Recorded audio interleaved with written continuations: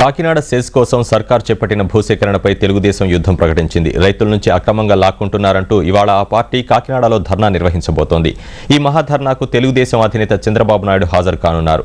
ప్రభుత్వ అవినీతిపై కూడా ఆ పార్టీ తీవ్ర స్థాయిలో ఆందోళన చేపట్టనుంది. సెజ్ల పేరిట రైతుల నుంచి పచ్చని పంట పొలాలు లాక్కుంటోందని తెలుగుదేశం విమర్శించింది.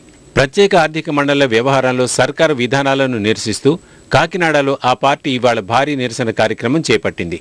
ప్రభుత్వ పెద్దల అవినీతిపై కూడా ధర్నా నిర్వహించనుంది. ఈ కార్యక్రమంలో తెలుగుదేశం పార్టీ అధినేత చంద్రబాబు నాయుడు పాల్గొననున్నారు. గజ్వేల్లో జరిగిన ధర్నా విజయవంతమైన ఉత్సాహంతో పార్టీ శ్రేణులు కాకినాడలో చంద్రబాబు పర్యటనకు ఏర్పాట్లు చేస్తున్నాయి. ధర్నాలో పాల్గొనడంతో పాటు భూములు కోల్పోతున్న కొత్తపల్లి మండలం శ్రీరాంపురం రైతుల సమస్యలు తెలుసుకోనున్నారు. ఇక్కడ జరిగే రచ్చబండ కార్యక్రమంలో చంద్రబాబు పాల్గొంటారు. ముఖ్యమంత్రి వైఎస్ రాజశేఖర రెడ్డి చేతకానితనం, అవినీతి విధానాల వల్లే టాటా నానో కార్ల తయారీ కేంద్రం రాష్ట్రానికి రాకుండా పోయిందని చంద్రబాబు విమర్శించారు. కాంగ్రెస్ సర్కార్ అవినీతి అక్రమాలకు అంతే లేకుండా పోయిందని విమర్శించిన చంద్రబాబు తమ పార్టీ 2 నెలల పాటు సర్కారు అవినీతిపై మహాధర్నాలు చేపడుతుందన్నారు.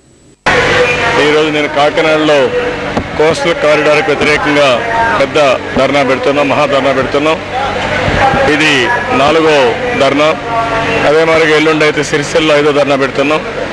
ఇవన్నీ కూడా ఎక్కడికక్కడ మహాధర్నాలు పెట్టి కాంగ్రెస్ పార్టీ చేసే ప్రజా వ్యతిరేక విధానాలు, అవినీతి విధానాలని ఎండగడతాం. ఈ ముఖ్యమంత్రి చేతగానితనానికి ఈయన ఏదైతే అవినీతి విచ్చలవిడిగా ఇదైందో వచ్చే ప్రాజెక్టు కూడా రావడం లేదు.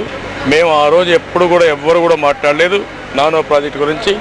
ఈరోజు ఈయన పోగొట్టిన తర్వాత మేము కామెంట్ చేసింది తప్ప ఇంకోటి కాదు. వీళ్ళ ఆస్తుల్ని పెంచుకోవడానికి ఎక్కడ పెట్టాలో ఆలోచించి అక్కడికక్కడ తిప్పించారు. అందువల్ల ఆ కన్ఫ్యూజన్లో వాళ్ళకి రాకుండా పోయే పరిస్థితి వచ్చింది. మెదక్ జిల్లా గజ్వేల్ ధర్నాలో పాల్గొని వెళుతూ ప్రమాదానికి గురై ఆసుపత్రిలో చికిత్స పొందుతున్న కార్యకర్తలను ఆయన పరామర్శించారు. చికిత్సకయ్యే ఖర్చును పార్టీ భరిస్తుందని స్పష్టం చేశారు. ప్రమాదంలో చనిపోయిన 2 కార్యకర్తల కుటుంబాలకు 2 లక్షల రూపాయల చొప్పున ఆర్థిక సాయం అందజేస్తామని ప్రకటించారు.